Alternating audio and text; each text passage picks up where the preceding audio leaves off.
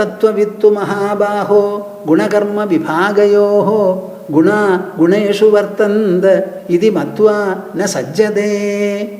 ജ്ഞാനനിഷ്ഠയെ പറ്റിയിട്ടാണ് പറയുന്നത്, കേട്ടോളൂ.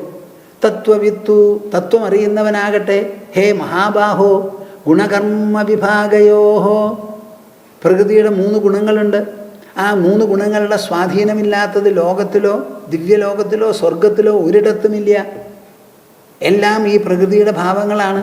അത് നല്ലപോലെ മനസ്സിലാക്കിയിട്ടുള്ളവൻ ഗുണേഷു വർത്തന്ത ഇതി മത്വ, പ്രകൃതിയുടെ ഗുണങ്ങൾ രൂപപ്പെടുത്തിയിട്ടുള്ള ശരീരം, ഇന്ദ്രിയങ്ങൾ, അതേ പ്രകൃതി രൂപപ്പെടുത്തിയിട്ടുള്ള ലോകവസ്തുക്കൾ, ഇവ രണ്ടും തമ്മിലുള്ള സമ്പർക്കം പ്രകൃതിയുടെ സംവിധാനമാണ്, അതിൻ്റെ മാനേജ്മെൻ്റാണ്.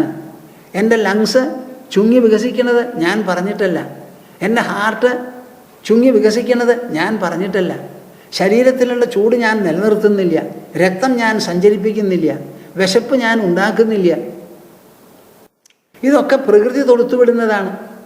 ആ പ്രകൃതിയുടെ സംവിധാനം അനുസരിച്ച് അതങ്ങോട്ട് നടക്കണു എന്നല്ലാതെ എനിക്കിതിൽ നേരിട്ടുള്ള ഒരിടപെടലും ഇല്ല.